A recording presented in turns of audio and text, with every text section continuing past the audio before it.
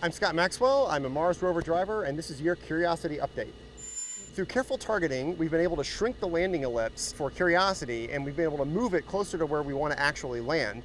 In case we land in dunes that are like this on Mars, near the landing site, we want to be sure that the real rover is able to navigate around successfully in those dunes and get from the point where we landed to the point where we really want to be.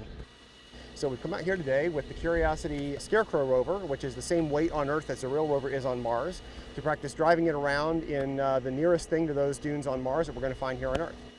This is similar material and similar slopes to the dunes that we're going to find in Mars. So being able to test this rover in these dunes gives us a good idea about what the performance of the real rover is going to be in the dunes that we might land in on Mars. Still making progress. The performance on this rover is actually fairly similar to Spirit and Opportunity.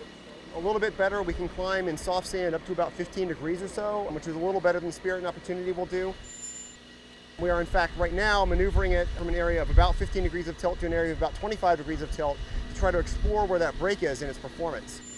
Our top speed is very slow, but our acceleration of that top speed is pretty much instantaneous. So we go from a dead stop to right about as fast as we're going to go pretty quickly.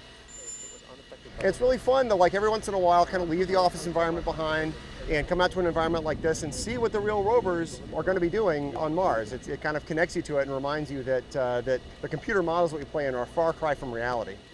This is that reality. I'm Scott Maxwell, and this has been your Curiosity Update.